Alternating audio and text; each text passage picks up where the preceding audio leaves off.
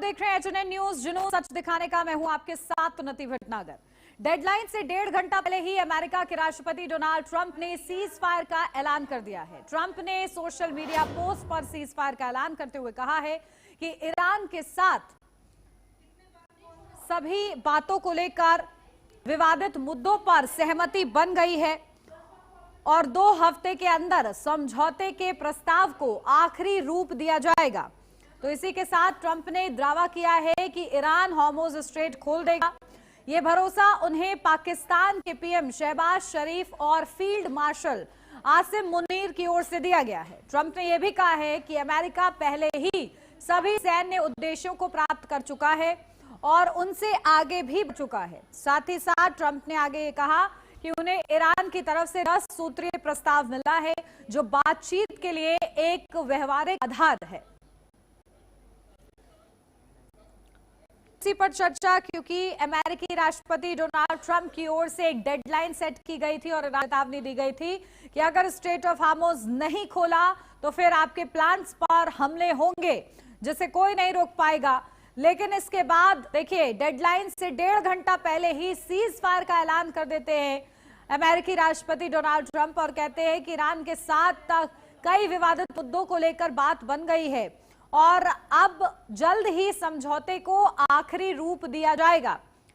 तो ईरान के साथ डील या सर्वनाश, अब यह सवाल बन गया है। तो नई डेडलाइन को ईरान ने ऐतिहासिक जीत क्यों कहा है, आज इसी पर चर्चा होगी। खास मेहमान हमारे साथ जुड़ेंगे जिनसे समझने का प्रयास करेंगे कि आखिर किस तरीके से अमेरिकी राष्ट्रपति जो है चेतावनी देते हैं, उसके बाद सीज फायर का ऐलान करते हैं और पाकिस्तान का भी जिक्र यहां पर हो जाता है। तो आखिर ये क्या गड़बड़ झाला है, या फिर ये समझा जाए कि मिडिल ईस्ट में जो तनाव चल रहा है, लगातार जंग चल रही है, वो खत्म तो नहीं हुई है लेकिन ब्रेक जरूर लग गया है उस पे। क्या ऐसी स्थिति है, या फिर जिस तरीके से देख रहे हैं गया कि इजराइल की हमले किए गए वो कब रुकेंगे, इस पर भी चर्चा। तो डेडलाइन से पहले अमेरिका का शांति पाठ सामने आया है। तो खुलेगा हार्मुज, खत्म होगी तेल गैस की किल्लत, और इसी पर देखिए चर्चा की जाएगी।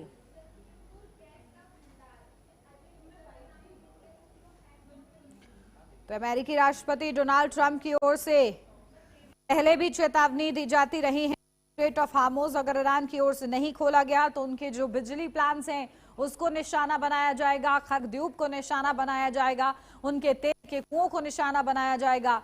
और इन तमाम धमकियों के बाद लगातार अब डेडलाइन भी दी गई थी जो कि आज सुबह की थी, और लेकिन उससे पहले ही 1.5 घंटा पहले ही सीज फायर का ऐलान कर दिया जाता है। आखिर ये क्या संकेत समझे जाए,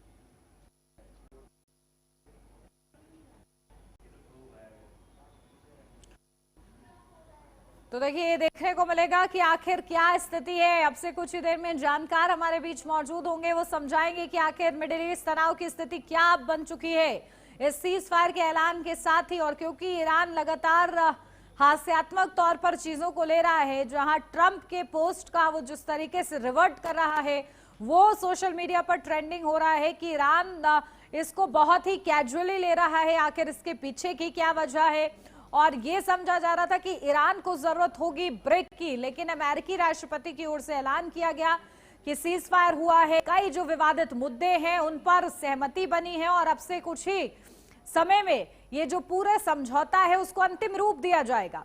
आखिर क्या ये पूरा जंग अब किस दिशा में जाती हुई नजर आ रही, ब्रेक इस पर लगा है, वो ब्रेक कितना सही है, क्या उसकी जरूरत थी, और शांति पाठ जो अमेरिकी राष्ट्रपति की ओर से अब समझाया जा रहा है, आखिर इसके पीछे के क्या मायने हैं।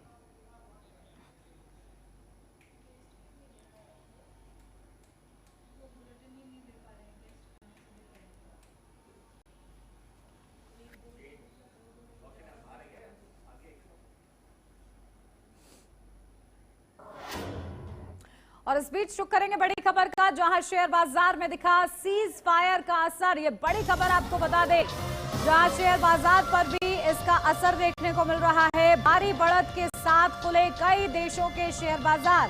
भारत में भी शेयर मार्केट में उछाल दर्ज की गई है। सेंसेक्स निफ्टी बढ़त के साथ खुले हैं, तो सेंसेक्स निफ्टी में करीब 3.5% तेजी। डॉलर के मुकाबले रुपया मजबूत हुआ है। तो ये बड़ी खबर, रुपए में डॉलर के मुकाबले 36 पैसे की बढ़त देखी जा रही है। तो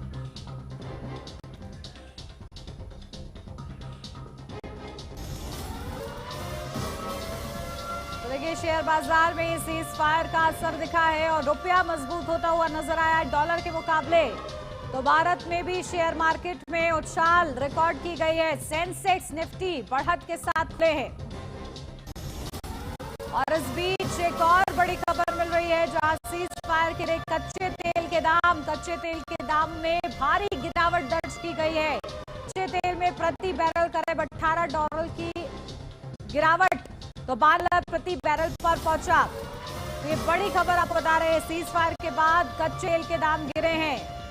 तो देखिए, जो असर है शेयर मार्केट पर हो या कच्चे तेल के प्राइस पर हो, वो सामने आ रहा है।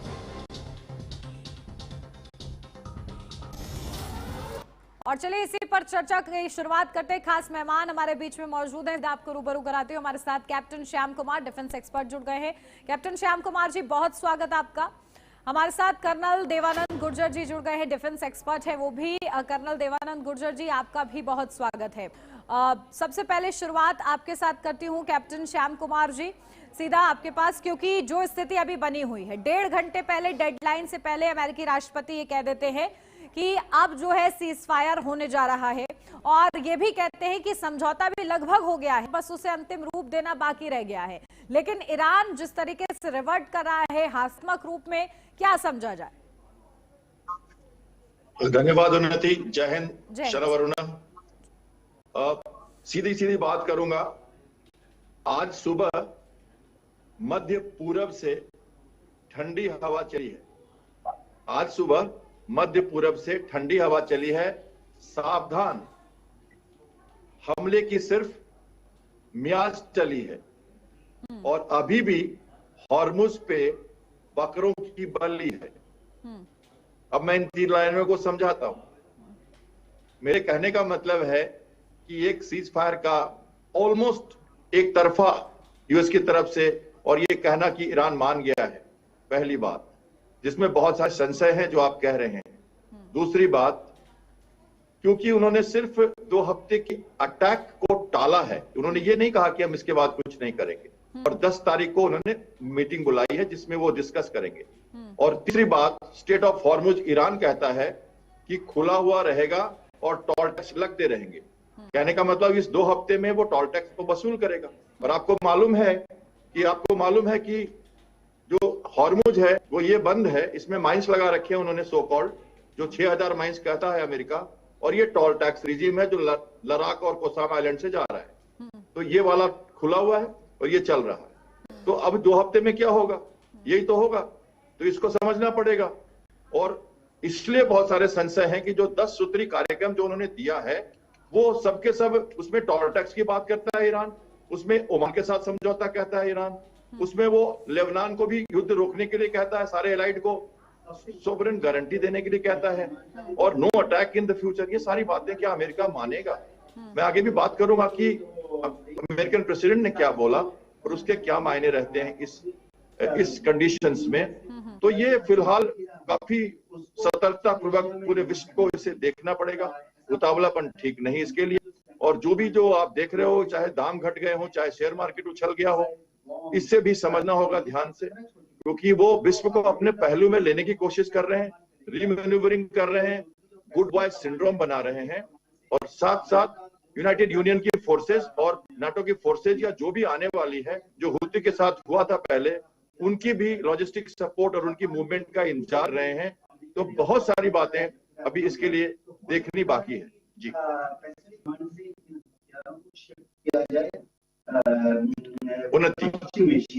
या फिर जिस तरीके से वो अभी तक की धमकियां देता आया आगे भी उसी को ऐसे ही लिया। साथ एक और खास मेहमान बने हुए हैं सुरेंद्र स्वामी जी, डिफेंस एक्सपर्ट है वो हमारे साथ। सुरेंद्र जी, आपका भी बहुत स्वागत है और आपके पास आ रही हूँ अब, क्योंकि जो स्थिति अभी लोग देख रहे हैं, जहाँ सीज फायर का ऐलान कर दिया गया और ये भी कहा जा रहा है कि समझौता हो गया है, कई विवादित मुद्दों पर सहमति बन गई है, लेकिन जो अब तक हम लोग समझौते देखते आए हैं, क्या आपको लगता है शर्तें अमेरिका रख रहा था वो ईरान मानेगा किसी भी कीमत पर? नहीं, देखिए, श्याम कुमार जी ने बहुत अच्छी तरह से एक्सप्लेन कर दिया। वो ये है कि ये अमेरिका ने अपनी तरफ से डिक्लेयर किया और ईरान ने ये 2 हफ्ते का टेम्परेरी सीज फायर एक्सेप्ट कर लिया। उसमें अमेरिका की क्या शर्तें हैं? अमेरिका की शर्त ये है कि आप हॉर्मुज़ को इमीडिएटली और टोटली खोल देंगे। अगर वो टोटली नहीं खुलता है तो फिर ये सीज फायर खत्म है, एक बात। दूसरी बात यह है कि उन्होंने कहा है कि हम यहाँ पर लॉजिस्टिक और सप्लाई चालू रखेंगे। तो मिलिट्री टर्मिनोलॉजी में हमारे सब यहाँ पे अब बैठे हुए हैं सैन्य अधिकारी, वो जानते हैं कि सप्लाई और लॉजिस्टिक का मतलब यह है कि उनका जो भी आर्मामेंट से रिलेटेड, लड़ाई से रिलेटेड सप्लाईज वगैरह हैं वो उनकी जारी रहेंगी। तीसरा, उन्होंने कहा है कि will continue to hang around. इसका मतलब ये है कि वो वहां से विड्रॉ नहीं करेंगे और वहां हैंग अराउंड करेंगे। हैंग अराउंड कौन करेंगे? मतलब उनके जो मैरीन हैं, उनके जो जहाज हैं, उनके जो फाइटर्स हैं, वही हैंग अराउंड करेंगे, उनको वहां पे हैंग अराउंड करेगा। देखिए, इसके पीछे क्लियर स्ट्रेटेजी ये है कि ट्रंप अब हॉर्मुज़ को कंप्लीटली खोलना चाहते हैं। उसके लिए वहां अभी 800 शिप करीब फंसे हुए हैं। एक बार वो शिप वहां से निकल जाए और इसी बीच में उनके अलाइज का हो रहा है कि शायद वो मूवमेंट करेंगे हॉर्मुज़ में आने के लिए, तो वो 15 दिन बाद या उससे पहले हॉर्मुज़ में अपनी एंट्री लेगा और अभी भी रखेगा। वो कह रहा है we will help in clearing the traffic. और उसके बाद जो 10 पॉइंट्स उन्होंने रखे हैं, तो वो 10 पॉइंट में आप अगर पढ़ेंगे तो कोई ऐसा पॉइंट है ही नहीं जिसको वो एक्सेप्ट करेगा। वो तो ये कहते हैं कि आप हमसे एग्रीमेंट कीजिए, लड़ाई नहीं लड़ेंगे, आप हमारा सारा जो खर्चा है वो हमें पैसे दीजिए रिकंस्ट्रक्शन का, वो यूएन से हमारे खिलाफ सारे रिजोल्यूशन माफ करवाइए। वो कह रहे हैं कि जो एटॉमिक अथॉरिटी ने हम पे, इंटरनेशनल एटॉमिक एनर्जी अथॉरिटी ने जो हम पर रेस्ट्रिक्शंस लगाए हैं वो सब खत्म कीजिए, आप हमें एनरिच यूरेनियम करने दीजिए। तो बात क्या है? वो तो है नहीं।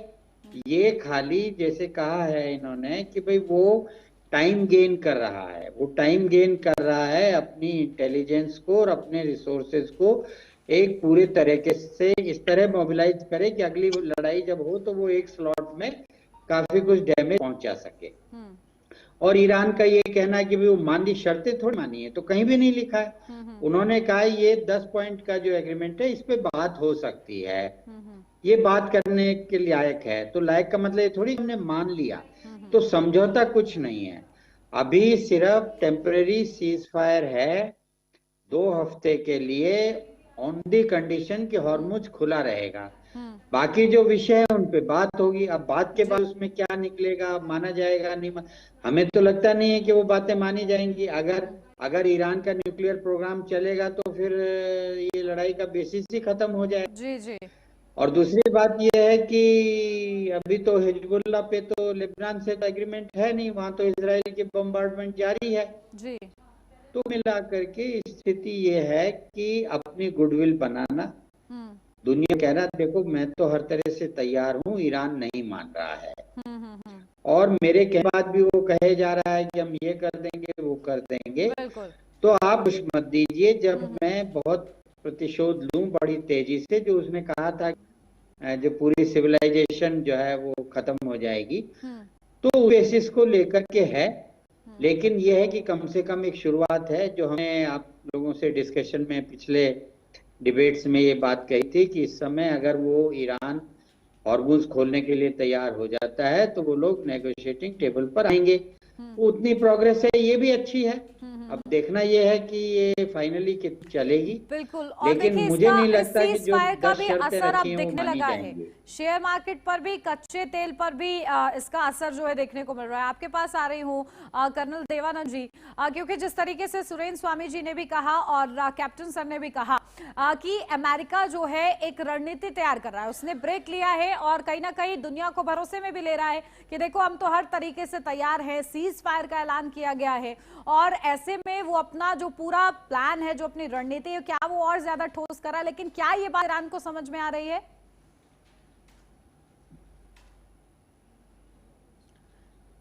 कैप्टन साहब का और करना चाहूंगा कि इन्होंने बड़े अच्छे तरीके से क्या सीज फायर का जो मामला जो हम कह रहे हैं वो है। मैं यहाँ पर आगे बढ़ते हुए बताना चाहूंगा। देखिए, पहली बात जो मैं समझता हूँ कि जो अमेरिका ने उनको वार्निंग दी थी कि आप या तो टेबल पे आ जाओ वरना मैं आपको बर्बाद कर दूंगा, तो आईआरजी पहली बार उसके जो सिस्टम है उसमें क्रैक नजर आए और वो कहीं कहीं टेबल पर आने के लिए तैयार हुआ। तो इसको मैं दुनिया की और जो भी ताकतें हैं जो शांति चाहते हैं उनके लिए जीत मानता हूँ। इसके आगे आकर कर अगर देखें कि इस पूरे जो है हम सैन्य अधिकारी और जो भी युद्ध से लड़े हुए रहते हैं, जीवन में जुड़े हुए रहते हैं, वो ये मानते हैं कि इस तरह की गतिविधि कोई भी लेवल हो, ये छोटा सा प्लेटून लेवल से कंपनी, बटालियन और कंट्री, इंटरनेशनल लेवल, ये टैक्टिकल पॉज के नाम से हम जानते हैं। जैसा क्योंकि दोनों तरफ जब युद्ध चलता है तो बहुत सारी परिस्थिति है जो युद्ध शुरू होने से पहले हम उनका अनुमान, आकलन नहीं कर पाते हैं। तो वो जो थोड़ा सा पॉज चाहिए वो दोनों को ही चाहिए, मैं ऐसा मानता हूँ। और तीसरी बात यह है कि इसके बीच में ये बात जैसे स्वामी साहब ने बताई कि अरे भाई इसने आईआरजी ने कब स्वीकार किया कि मैं मानता हूं, उसने कहा बाद में आएंगे, जूते पड़े हैं उनको और दबाव डर बैठा है तो वो आ गया है। पर यहां से आगे जो बात मुझे नजर आ रही है वो ये है कि इजराइल का अमेरिका के साथ खड़े होना कि भाई मैं सहमत हूं लेकिन मैं हिजबुल्लाह के खिलाफ हमले बंद नहीं करूंगा। तो मुझे लग रहा है, और जो आपने कहा कि भाई तेल के दाम कुछ कम हो गए डॉलर्स और भारत के रुपए की ताकत बढ़ी है, ये सब बेवकूफ बनाने की बातें हैं इंटरनेशनल मीडिया और इस दुनिया में। आप देखिए कि पहले भाव क्या था तेल का, 80 रुपए के आसपास था। अब अगर उसको 90 जाए तो कौन सा कम हो गया, नुकसान तो पब्लिक का हो गया ना जी। भारत के पैसे की वैल्यू भी उसी तरह है, जैसे चीन करता है आगे घुसता है, फिर 1 किलोमीटर 500 मीटर पीछे, एंड में नुकसान तो हुआ है, नुकसान हो रहा है। बिल्कुल। और देखिए नुकसान हुआ भी है और आगे भी नुकसान, क्योंकि अभी केवल सीज फायर हुआ है, जंग खत्म नहीं हुई है। ठीक, लौटती हूँ आप सभी के पास। इस बीच एक और बड़ी खबर मिल रही है, ईरान की मीडिया में महायुद्ध पर चर्चा, खुद को नया सुपर पावर बता रहा है। तो देखिए बड़ी खबर आपको बता रहे हैं, जहां ईरानी मीडिया में किस तरह से चर्चा हो रही है, दुनिया का नया सुपर पावर ईरान, ये ईरान की तरफ से ही कहा जा रहा है और महायुद्ध पर चर्चा की जा रही है और नया सुपर पावर के रूप में खुद को प्रोजेक्ट करता हुआ ईरान नजर आ रहा है। और इस बीच एक और बड़ी खबर, जहां देखिए व्हाइट हाउस की प्रेस सचिव का बयान सामने आया है, ईरान के साथ आमने सामने की बातचीत पर विचार, आमने सामने की बातचीत अभी पक्की नहीं, तो ये भी कहा जा रहा है। तो ये बड़ी खबर आपको बता रहे हैं। तो लगातार बातचीत हो रही है लेकिन बातचीत अभी पक्की नहीं, साथ के साथ ये भी कहा जा रहा है। तो सीज फायर का अरब देशों ने स्वागत किया है, बातचीत से मुद्दे हल होने चाहिए, तुर्की ने भी युद्ध विराम का समर्थन किया है। तो देखिए लगातार सीज फायर का स्वागत किया जा रहा है। और इस बीच एक और बड़ी खबर, युद्ध विराम लेकर नेतन्याहू का बड़ा बयान सामने आया है, लेबनान पर हमले नहीं रुके, सीज फायर के फैसले में लेबनान शामिल नहीं है, ये इजराइल की ओर से साफ कहा जा रहा है।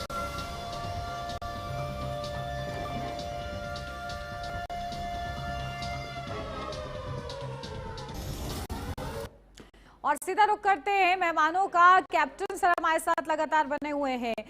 कैप्टन शार जी, क्योंकि जिस तरीके से इजराइल की ओर से कहा जा रहा है कि लेबनान इसमें शामिल नहीं है इस शहर में और वो हमले जारी रखेंगे, तो इसको लेकर ये स्थिति कहाँ जाती हुई? उन्नति, जब मैंने आपके चैनल में पहले कहा था कि इजराइल ईरान से एक्चुअली लड़ ही नहीं रहा है, वो तो ग्रेटर इजराइल से लड़ रहा है। और दूसरी बात, हमले जो हुए हैं 1900 2000 मिसाइल्स रॉकेट्स जो जितने भी गिरे, सबसे ज्यादा यूएई पे गिरे, फिर कुवैत आता है, उसके बाद कतार, बहरीन और 5वें नंबर पर इजराइल आता है। हमें ध्यान रखना चाहिए। तो तेहरान और उसके मिडिल जो लेवल के ग्राउंड्स हैं उस पर कुछ अटैक दिए गए थे। साउथ में, गल्फ में कोई टारगेट इजराइल को नहीं दिया गया। भले ही उसको यूकॉम से निकाल के सेंटकॉम में 2023 में लाया गया, सारी ब्रीफिंग उसने अटेंड की, गल्फ कंट्रीज के साथ उसको इंटीग्रेट किया गया और बड़ी मैरीटाइम इंगेजमेंट्स की तैयारी की गई। जो अमेरिका इन्वेड नहीं करेगा, इंसर्ट कर रहा है, जो इंसर्ट कर रहा है, जाएगा निकल जाएगा, जाएगा निकल जाएगा। पॉलिसी चेंज हुई है अमेरिका की। बाइडेन के टाइम में ये ट्रंप का काम नहीं है। और एडमिरल ब्रैड कूपर एक नेवल ऑफिसर है जो सेंट्रल कमांड को कमांड कर रहे हैं। पिछले 25 सालों में पहले ऑफिसर है नेवी के। इसके पहले 2017 में आए थे, वो रिजाइन कर गए थे और 1983 से वहां पे आर्मी ऑफिसर्स बिठाए गए। ये जो जनरल जॉर्ज रिजाइन कर गए, वो इन्फेंट्री के ऑफिसर थे, और जो जनरल क्रिस्टोफर है वो मरीन के स्पेशलिस्ट हैं। ये सब व्हाइट हाउस की लाइन टो कर रहे हैं। इन सबों को एक चीज बताई गई है कि गल्फ के पानी को संभालना है वंस फॉर ऑल। तो इजराइल लेबनान के साथ लगता रहेगा। वैसे भी साउथ पार्ट्स पे एक अटैक किया था जब उन्होंने ऑयल फील्ड्स पे, तो अमेरिका ने उन्हें रिप्रिमांड किया था। ये हमारे टारगेट्स हैं। तुम कैस्पियन सी संभालो, तुम तेहरान और ईरान के ग्राउंड संभालो, ये गल्फ हमारा काम है। अब वो क्या करेंगे, 1 मिनट के लिए देखिए। ये है हॉर्मुज जो बेरा फल्क्रम, ये है ईरान और ये है मिडिल ईस्ट। वो कह रहे हैं हम यहीं पे बने रहेंगे, जैसा आप हमारे को पैनलिस्ट ने बताया, हम यहीं बने रहेंगे, मिडिल ईस्ट को गिफ्ट करेंगे और फंक्शनलिटी जो मेन हॉर्मुज है उसको हम मिडिल ईस्ट से करवाएंगे। तो ये फल्क्रम रहेगा, ये दबाएंगे मिडिल ईस्ट से, नीचे मिडिल ईस्ट है और ये ईरान को उठाएंगे। तो ये अब तमाशा चलने वाला। इसके लिए दूसरे देश भी आ जाएंगे, गुड बॉय सिंड्रोम भी दे रहे हैं वो, विश्व का ध्यान भी अपनी तरफ ले लिया, यूनाइटेड नेशन से कंडेम भी करा लिया, रियाद ने कंडेम किया, बहरीन ने कंडेम किया और यूरोपियन यूनियन ने भी कंडेम कर दिया। तो ये हालत बनने वाली है। इसको कहते हैं बड़ा पासा फेंकते हैं ये, और इसी का मेन मकसद भी यही था इस वॉर में आने का। उसके लिए ईरान को सुलाया जा रहा था, मिलिटरली भी और जियोपॉलिटिकली भी। और चाइना और रशिया का विड्रॉल यूनाइटेड नेशन में ये भी इंडिकेट करता है कि वो दोनों नहीं चाहते कि युद्ध खत्म हो, क्योंकि उनको मालूम है ईरान जो पॉस्चरिंग है ईरान की, जो आप सुन रहे हो, उनका जो पॉस्चरिंग, मिलिट्री पॉस्चरिंग, अभी भी आपने जो कहा कि हम झुकेंगे नहीं, हम सुपर पावर बन गए हैं, इस पॉस्चरिंग के साथ कौन सा टेबल टॉक बिल्कुल सुनिश्चित हो सकता है। आप खुद समझ सकते हैं कहां जा रहा है वर्ल्ड, कैप्टन कहां सर जा रहा जिस है। तरीके से बता रहे हैं सुरेंद्र स्वामी जी, इसी को आगे बढ़ाते हुए आसान भाषा में आप भी बताइए, क्योंकि जिस तरीके से सोच दिखाई जा रही है, क्योंकि ईरानी मीडिया में वो खुद को सुपर पावर बता रहा है ईरान, क्या यही है जो कैप्टन सर कह रहे हैं? नहीं, बताने में तो क्या है, कोई किसी को सुपर पावर बताए, लेकिन दुनिया तो जानती है ना कि भाई ईरान सुपर पावर कैसे हो सकता है। देखिए, ये क्या है, एक रिटोरिक है, और ये जो ईरान की रिटोरिक है वो अमेरिका से ज्यादा मुस्लिम देशों के लिए है, क्योंकि ईरान और तुर्की के बीच में ये शुरू, और सऊदी अरेबिया को लेके और पाकिस्तान को लेके ये बहुत सालों से एक उनका इंटरनल कॉन्फ्लिक्ट है कि मुस्लिम लीडरशिप को कौन लेगा, सऊदी अरेबिया लेगा या ये तुर्की लेगा या पाकिस्तान लेगा या ईरान लेगा। तो वो तो ईरान को मानते ही नहीं थे, तो उसमें क्योंकि वही एक शिया देश है, क्योंकि वो मिलिटरीली इन सब देशों से ज्यादा पावरफुल देश है, तो वो शुरू से कह रहा है कि मैं लूंगा, मैं ही गल्फ का राजा हूं। और इस लड़ाई का इजराइल के साथ साथ एक कारण ये भी है कि उसकी जो ताकत है वो सुन्नी राष्ट्रों को दबाए नहीं, उसके लिए उसको कमजोर करके बना के रखना जरूरी है। और जब वो ये कहता है कि मैं सबसे बड़ा सुपर पावर हूं, तो वो उन मुस्लिम राष्ट्रों को मैसेज दे रहा है कि तुम लोग अमेरिका के भरोसे हो, तुमने अमेरिका को यहाँ बेस बनाने दिए, लेकिन मैं ही हूं जो अमेरिका से लड़ सकता हूं, इसलिए मैं ही सुपर पावर हूं। एक्चुअली वो कह रहा है कि मैं गल्फ की और इस्लामिक देशों की मैं ही सुपर पावर हूँ। तो ये उनका कहना है, लेकिन देखिए वो तो हॉर्मुज अगर वो मना कर देता खोलने से तो बात होती ही नहीं। दूसरे जो 10 पॉइंट्स हैं उसमें एक पॉइंट हिजबुल्लाह को लेके भी है, हुतीज को, हमास को लेके, तो वो तो उन पे अटैक जारी है। और कोई भी कंट्री भी स्टॉक में कैसे कहेगा कि एक बिल्कुल। टेररिस्ट जो ऑर्गेनाइजेशन और है। देखिए किस तरीके से, क्योंकि यही बात कहीं ना कहीं खाड़ी देशों के साथ जो अपना व्यवहार खराब कर लिया है ईरान ने, अब आखिर आगे क्या होता है ये देखना दिलचस्प रहेगा। ठीक है, आप तीनों के पास लौटती हूँ, लेकिन इस बीच एक और बड़ी खबर सामने आ रही है। ईरानी यूरेनियम के मुद्दे पर ट्रंप का बड़ा बयान सामने आया है, यूरेनियम के मुद्दे पर, और किस तरीके से इस मुद्दे को सही तरीके से संभालेंगे, ईरान को बातचीत तक लाए। सीज़फायर अमेरिका की समग्र जीत है, ये भी कहा जा रहा है। तो ईरानी यूरेनियम के मुद्दे पर ट्रंप का बड़ा बयान, यूरेनियम मुद्दे सही से संभालेंगे, इसका आश्वासन भी दिया जा रहा है। इस बीच एक और बड़ी खबर, सीज़फायर के बाद ईरान में जश्न का माहौल है। तो बंदूक लेकर सड़क पर जश्न मनाया जा रहा है, महिलाओं ने बंदूक लेकर जश्न मनाया है। तो सीज फायर पर जश्न हो रहा है ईरान के अंदर। इस बीच एक और बड़ी खबर, युद्ध विराम पर इजराइल के पीएम के दफ्तर से भी बयान सामने आया है, जहां अमेरिका की पहल का स्वागत करते हैं। ये इजराइल की ओर से कहा जा रहा है, हम चाहते हैं कि ईरान के पास परमाणु हथियार न हो। तो देखिए, यही इस पूरे युद्ध का मुख्य आकर्षण है। तो इजराइल के खिलाफ हिजबुल्लाह की नई हुंकार, जहां हम दुश्मन को घुटनों पर ला देंगे, ये हिजबुल्लाह की ओर से कहा जा रहा है। हिजबुल्लाह ने आयतुल्लाह खामेनेई के बयान का भी जिक्र किया है।